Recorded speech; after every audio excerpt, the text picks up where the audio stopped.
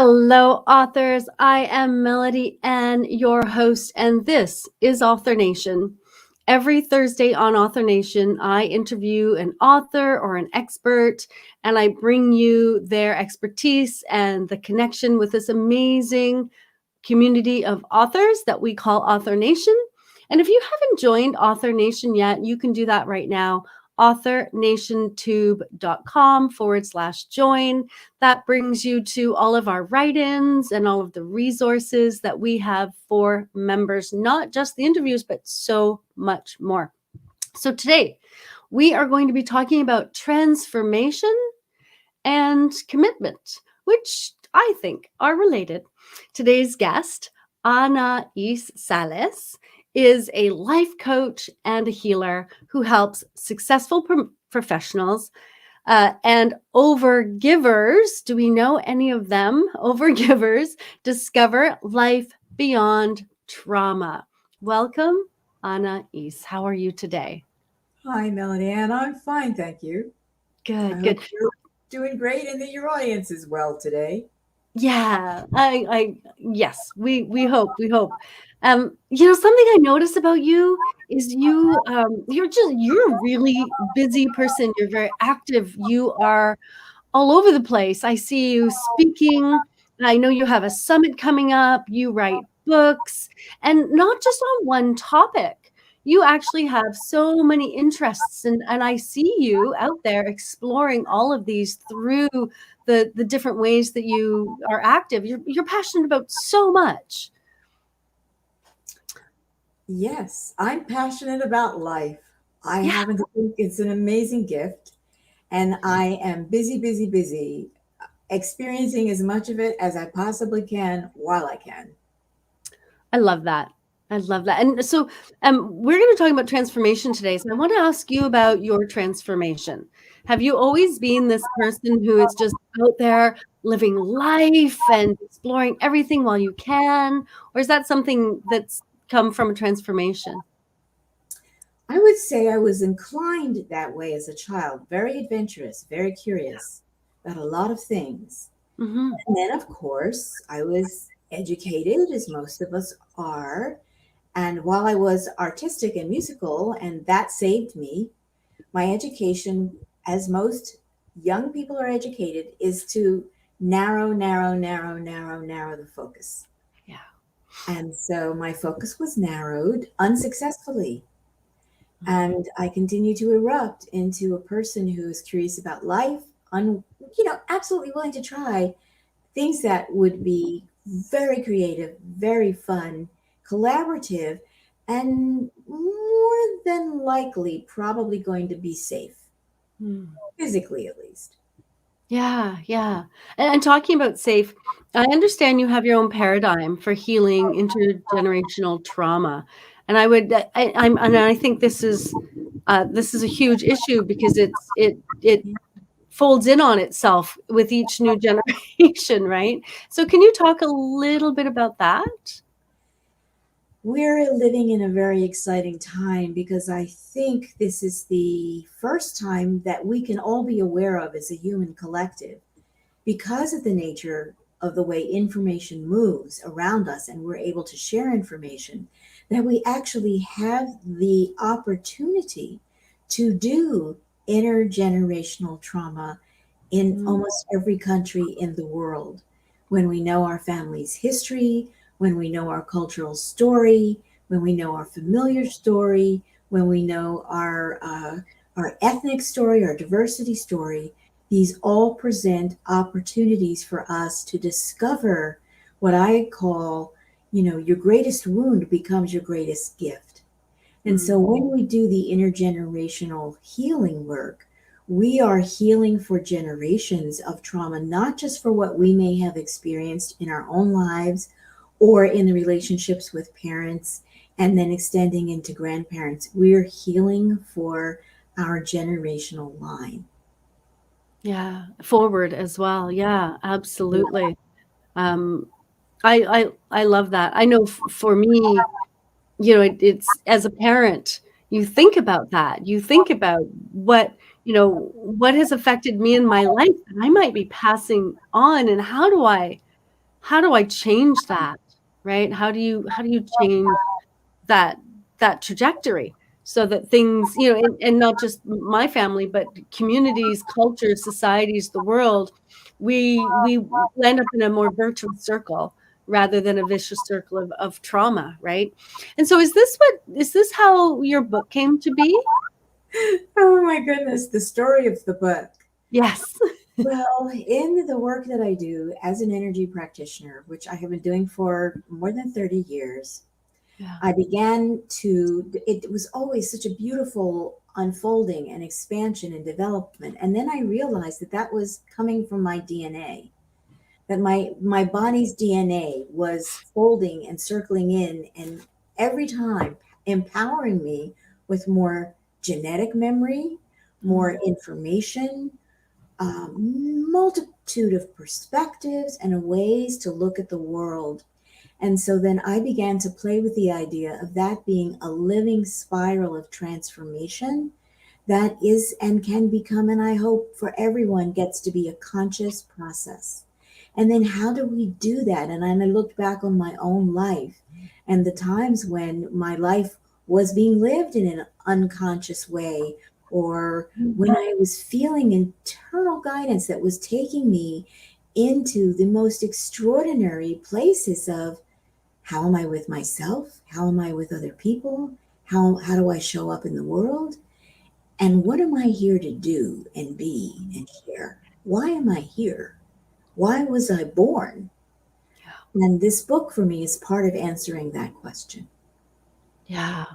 I really love that, and I have to say, I love the living spiral, that just that image. I think it's beautiful, and that you add transformation to it, because spirals can go down and spirals can go up, right?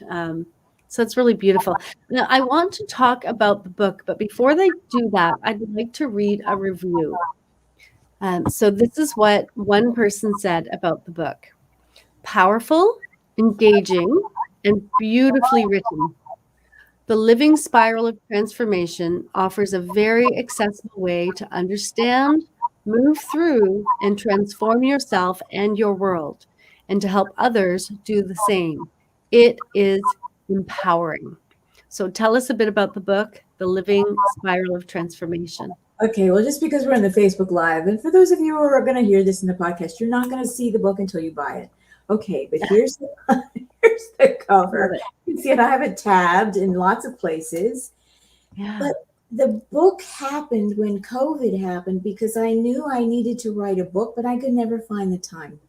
Yeah. And just before I got kind of an internal guidance to stop putting my hands on people because I had a hands-on practice. It was like in August of 2019. It was don't do that anymore. I was like, what? What? Don't do that anymore. What am I going to do? And so I had been really thinking about the book, and then some very interesting things happened in my own personal life. And I thought, well, this is the time. I can't practice. I'm unable to work, literally. This is the time. So that journey of how am I going to do this? How am I going to do this? And I found what was helpful for me was because I love to speak, was using a recording device and a transcription device, and then just going through bit by bit and working it through. And that worked for me. And for some of you, that may be a really great way to go, because to write a book is a solo journey. It's just you and the best words you can try to find. And I felt I had to go forward anyway, knowing, I mean, I love to read, I love language. Mm. It's like, oh, getting over that. Well, I'm just going to use the words that I have to use because those are the words that I have to use. And Yeah. there's the thesaurus, and you'll do your best that you can. But not writing it wasn't an option. Yeah. Yeah. So that's how the book came to be. And that didn't take, it was 30 years in the prep, but the actual the actual writing of it took about 4 months. Yeah. And then I made the bold and courageous choice to self-publish because I knew nobody would pick this book up. I mean, who am I? Nobody's going to publish this but me. Okay. And I had published a volume of poetry beforehand, which helped a lot because I had been waiting 20 years to publish that. So this is the book, and that's how it happened. Oh, that's amazing. So can you dig into the book a little bit? Just tell us a little bit about the book, how it's organized, is it like each chapter has a theme or? Each chapter has a theme that relates to the spiral of transformation as I've experienced it. And I've identified what I call 12 living spiral spaces. And maybe I can find the page on which I describe that. But they are in this volume one. There will be another volume. There's the well. Let me find that little list. I think it's helpful. Here we go.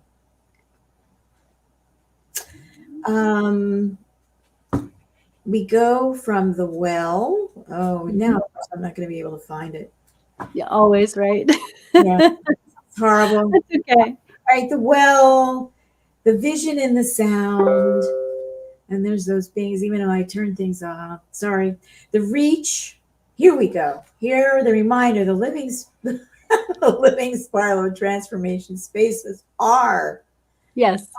the well, Yeah. the vision and the sound, the reach, the climb, the storm, the amaze, ley lines.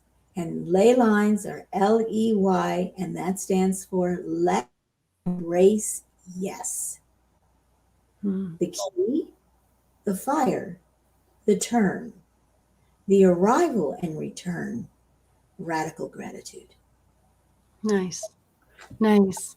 And so if I saw your book in the bookshop and I picked it up and flipped through it and looked at the front and the back and read it, before I spend my $20 on a book, I there's something I believe I'm going to get from it, right? I believe there's some kind of, and I call it the promise from the author to the reader. What would you say the promise is?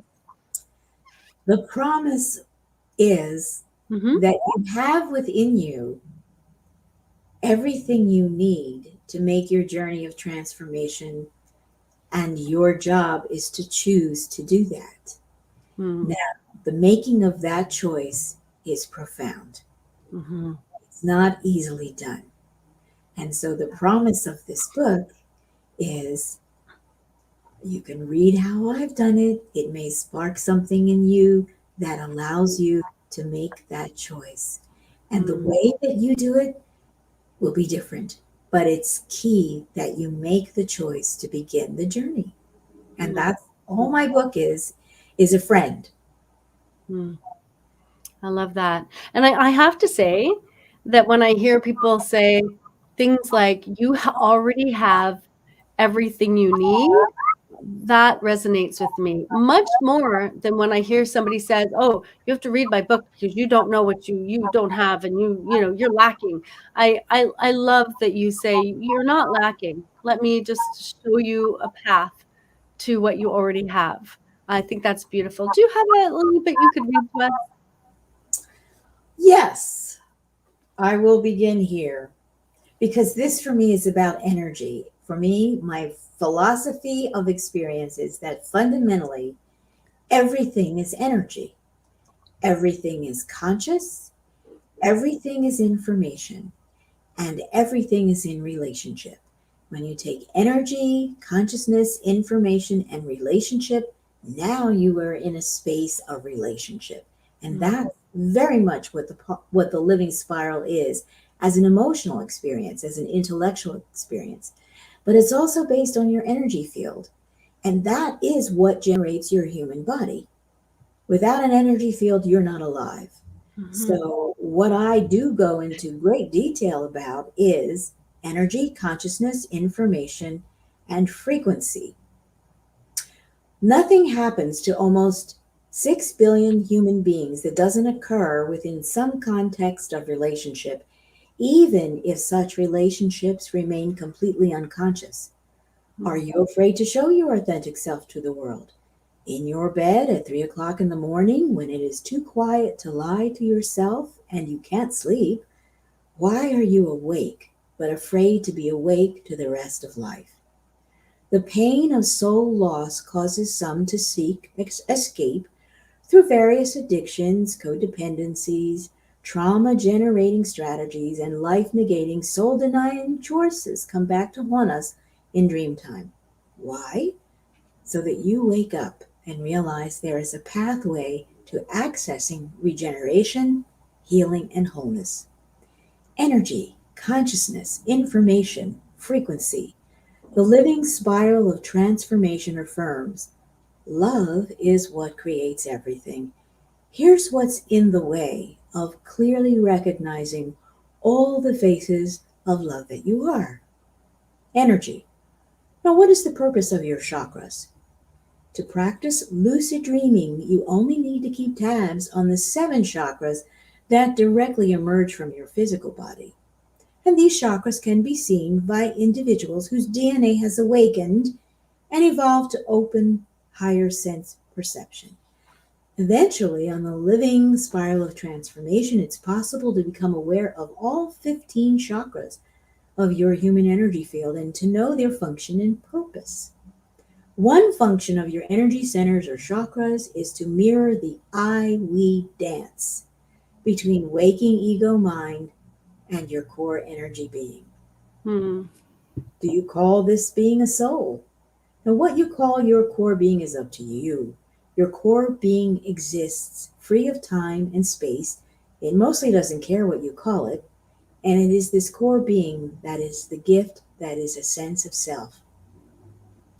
No matter how dark or distorted an act of hatred, implicit in the choice to hate is a choice yet unseen and unfelt, which can lead to greater awareness of love when dreaming opens you up and begins consciously educating you with naked, unvarnished truth.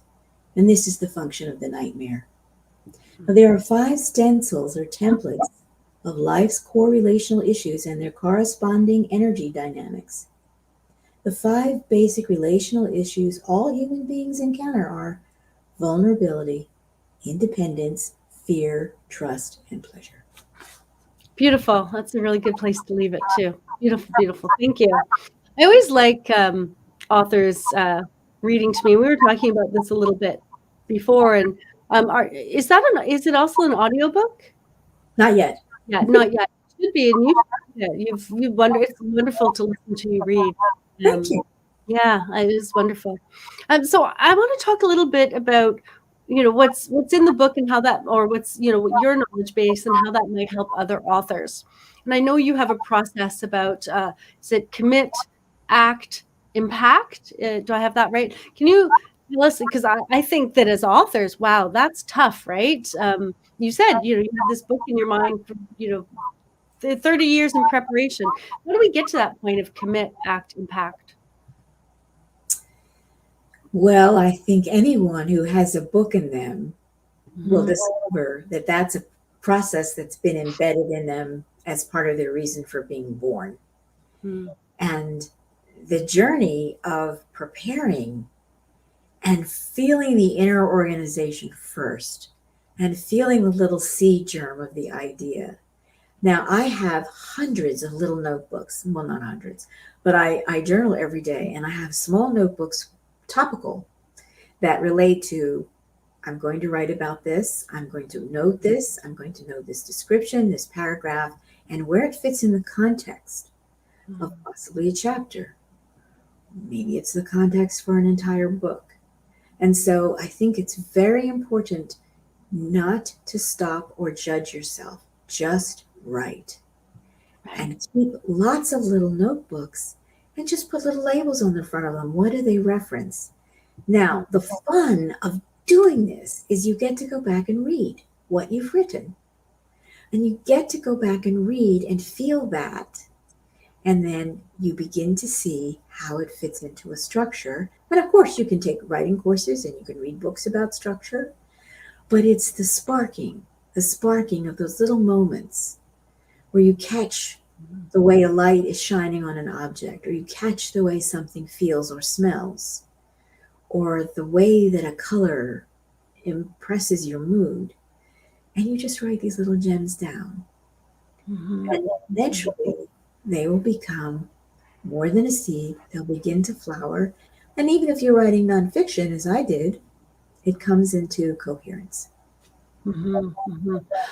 I like that idea of the different notebooks for the different topics. One of the reasons clients come to me is that I have 5 books. What do I write first? And I'll start one book, but then all the ideas for the other book comes. It's like, okay, you have 5 books, great. Get 5 notebooks. Label each book idea, and every time something comes to you, you'll pick one, write that book, and every time something comes to you from another book, just grab the notebook, throw it in there, leave it aside. You'll get to that later. That's actually really brilliant advice. I'm going to start giving that to my clients. It works. Yeah. I'm going to share with you. I found this out recently. I didn't know this about Agatha Christie. I love mysteries. Mm-hmm. And of course, there's no one better than Agatha Christie. But I recently discovered that she kept little notebooks everywhere. Mm-hmm. And I thought, well, that's validating for me as a writer that somehow I intuitively thought just get lots of little notebooks. Yeah. Yeah. No, that's great. So another question I had was about revisions. We talked a little bit about revisions, and that kind of fits into the idea of the notebooks, because I think what can happen is, I've got this great book idea and I start writing, and every time I'm writing, there's more to write and there's more to write, and then I'm trying to edit it, and I'm like, but I need to say this, and I need this story, and this is great, and this would be perfect. And the next thing you know, you have a book that's 100,000 words instead of 30,000 words, or you have 3 books. And so how did you, as you were writing your book, how did you stick to the one topic and, not stray from that one big idea for that one book? Like, how did you, I guess, commit to that and not keep the spiral in internal instead of having so many spirals, if that makes sense? That's a good question. Yeah. The first thing that happened after I realized I couldn't avoid doing this anymore was I wrote down what I had experienced and tried to find a metaphor. So I wrote down the well. Mm-hmm. I wrote down one by one, and I just had the list of 12. Okay. And that was enough for me to say, all right, start with the well, write as much as you can about that. Don't worry about it. If something comes up to you where you have a vivid memory of one of the major storms in your life, which I had, then that will go into the storm. That made this less overwhelming. Because overwhelm is certainly one of the potentials. You cannot write a limitless book. You have to do the commit. And so the committing to when I write, when I feel, what makes me feel most alive, most full, brings really clear sensation in my body as if I just had a fantastic meal, and a sense of, it feels wonderful that it's come out of you and through a pen or through your keys on the keyboard, and there it is, and you don't have to fuss over it. Not right then. Yeah. And I think that's a really big issue for a lot of authors, getting lost in the material and having that, this is what I'm writing about. This is what belongs here. I'm going to commit to that. And if something else comes up, I can throw it in another notebook. It's not saying don't take it down, just don't take it down here. Being very cognizant of what belongs here. That was great. You tested markets for your book. Like you were fairly open to, who might read this book. Now, did you do your market testing before you wrote a single word? No, I didn't. I'll be absolutely truthful with you. I don't care about market testing. Yeah. I care about the truth. I care about the truth of my life. That to me is the ultimate market test, because I'll tell you what, it's been my experience that the truth of life really matters to people. and they have a really uncanny way of finding it and being Right. able to feel it. I once had a book fall off of a shelf when I was wandering around in a bookstore on a lunch break on my work assignment. I was doing work and I just needed to, we had an hour for lunch and I love to read. So I'd gone into a bookstore and literally a book fell off the top shelf and hit me in the head and dropped to the floor. And I picked it up and I held it and I looked at the title and I realized this was the exact book that I needed at that time to begin the major, what became transformation of my life. Interesting. You can feel Nice. it. You can feel it. Yeah. It's That's truth. interesting. It's about I've never, truth. yeah, I've never been hit in the head by a book. Um, I don't recommend it. well, it's funny that you say that because my thought was I wish, I would, that's something that I could handle being, I was once walking along and a TV fell off the shelf and hit me in the Oh, head. That oh, was, I would much prefer a book. Um, and I don't know what the message was with the TV. Uh, but yeah, I thinking a book is sounding romantic, right? I was amazed because I just picked the book up to put it back on the shelf because Right. I'm an overgiver, right? Yes. I'm not going to Yeah. let the book, the store staff have to worry about it. I can put the book back up on the shelf. And then I looked at it and it was exactly the Yeah. thing that I had the biggest question about at that time in my life. That's really brilliant. And talking about overgiving, how do we how does we because I know a lot of overgivers, and I mean you tied it into you actually I think you tied it into trauma at in some Mhm. ways, right? And True. so if we're overgivers and we're writing a book and our trauma is that we need to be overgivers to belong or to be accepted or to be worthy enough or whatever that traumatic messaging is underneath. How do we deal with that when we're writing the book? How do we keep it contained into that one promise and like not get into that overgiving as we're creating our book? Those are two separate processes. Hmm. And working on establishing healthy boundaries in your life for yourself in whatever your circumstance, Yeah. you're going to need to do that probably before you're going to write a book and finish it. Mm. Because when you reach the point where you value yourself enough to Hmm. listen deep within and feel where your boundaries are being breached all the time and you're just not paying attention, Mm. that takes away the time, focus, commitment, act, and intention that will get your book written. Mm. So transitioning from overgiving, this is why I'm also a life coach, Hmm. Hmm. because that's in the way. You're Yeah. giving your life energy away to other things, other projects, other people, other tasks. We only have so much time on the planet. Hmm. So you have to then do the process work within you. Why am I choosing that instead of choosing me? Hmm. Yeah. How do I change that? That's coaching. Yeah. That's deep personal coaching. But you do that work, you will end up writing a book, more than one book. You'll clear your way. Yeah, and that's very true. When you're talking to people who want to write a book, and you ask them why don't you? There's always several reasons why they can't.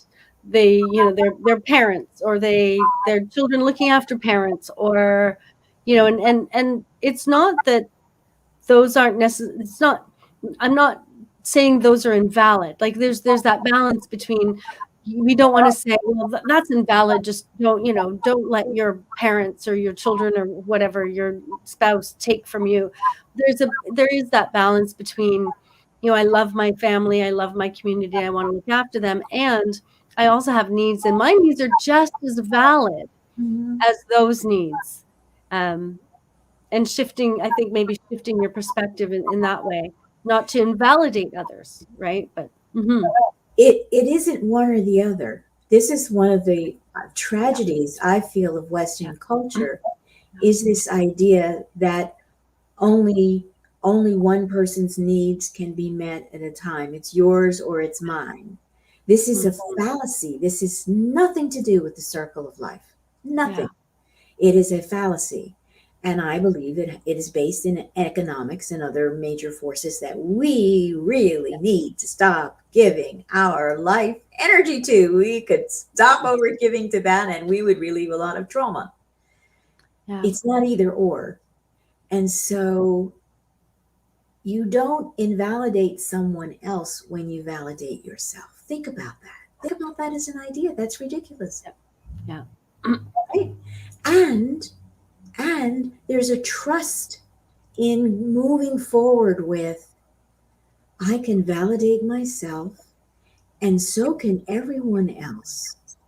And when we do that, we are in a flow where we're there to step up, to meet each other's needs.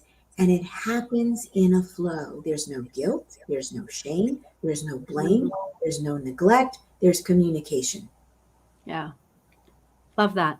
And that isn't that what we want in our ultimately what we want in our relationships, in our communities, that we step up for each other and for ourselves. Yeah, right. Yeah, I love it. So, are you working on another book? Well, I have to do volume two of this.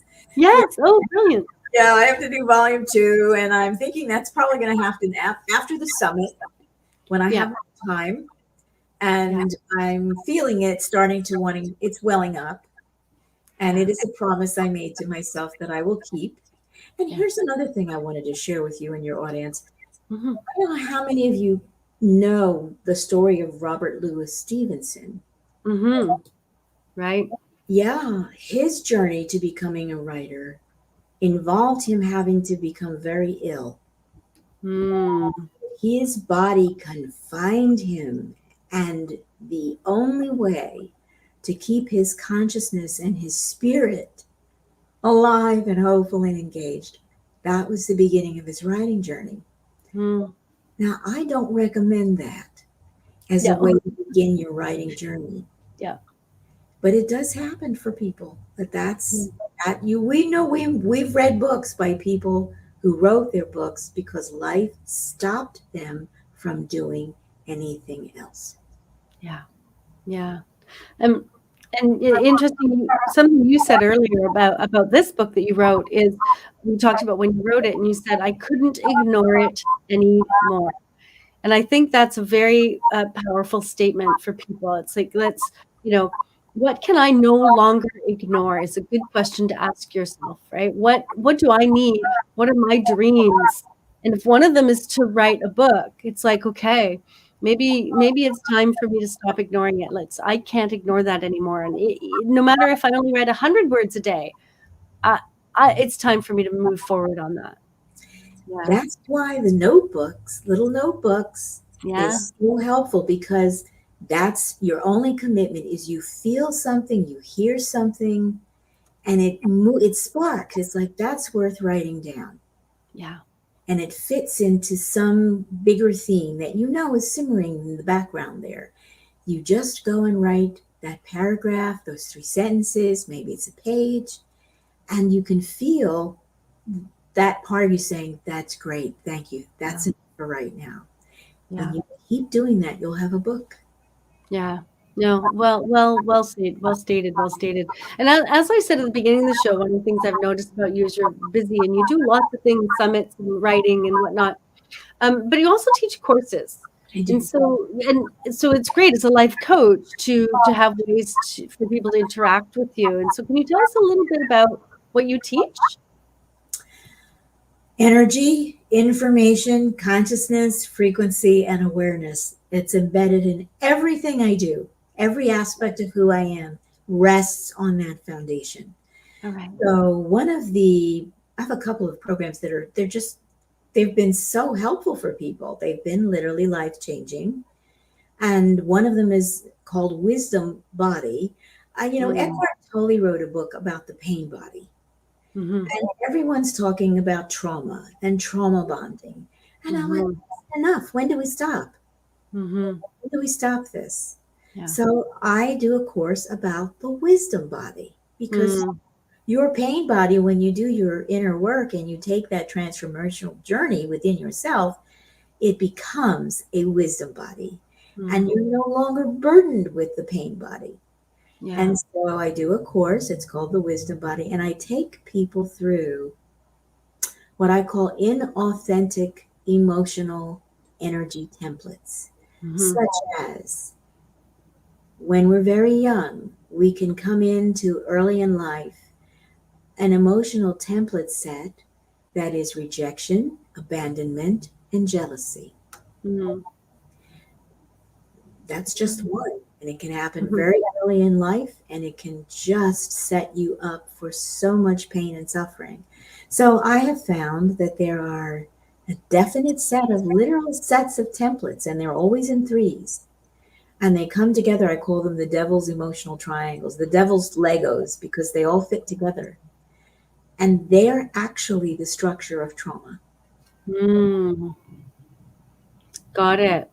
Um, and so when do you teach? Like, do you, I've put the website, if anyone's out there, livingspiral, Now, um, tell us, do you have a course going on now, or they're ongoing, or if I go there, what will I see? You'll find a lot of information there, but the Wisdom Body course it's an 8-week course, and I do offer it periodically. So if you go to the Okay, website and you explore, you'll probably find that there's a perfect, cycle that's probably going to happen again soon, and you perfect. can pop right into that, and you will be so glad that you do, because honestly, it will change the way you hold your own kaleidoscope of consciousness. It will free you. You'll have an amazing understanding of how you've kind of gotten caught into little traps here and there that Mhm. don't serve you. Yeah. No, I love that. I want to say there we go. Someone watching on Facebook said, when COVID arrived to our world, it was a beautiful gift with extra time to write. It was also therapeutic as the world got tipsy. Um, someone just, yeah, beautiful comment. Thank you. Yeah. Unfortunately, Facebook is not telling me who that was. I apologize that I don't know who you are, but thank you for the comment.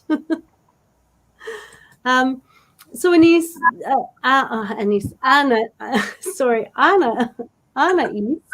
um, thelivingspiral.com, that's where people can find you. That's where people can find your courses as well. And so is that the best way for people to get a hold of you? Well, that's my little sort of man cave website, but I will give you another site which Sure. has to do with what the work I do as a healer and a life coach. And that is, again, it's still about energy, consciousness, frequency, and awareness. Accelerated conscious evolution.com. Beautiful. Okay, thank you. I will make sure both of those are in the notes below. So if you want to reach out to Anaiis, you can find her there. And just so you know, that was Lise who left that comment about COVID. Just thank you, Lise, for letting me know who you are. I'm sorry for some reason Facebook doesn't want to tell me today. Oh, Um, yeah. Anais, are there any kind of final words? Is there anything you wanted to say? Anything we missed?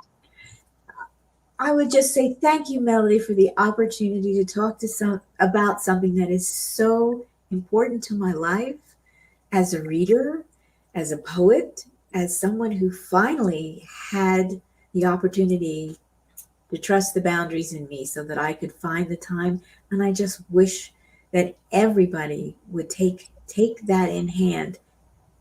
Commit, act, impact. Yeah, that's beautiful. Anais, thank you so much for coming today. And thank you, Lise, and everyone else for joining in and watching. I love the fact that we have, I interview nonfiction authors, but I love the fact that we also have fiction and poets. I love poets, so thank you for being a poet as well. Thank you for joining us at Author Nation. We will be back next Thursday with another interview. And in the meantime, subscribe to Author Nation so you don't miss a thing. We'll see you then.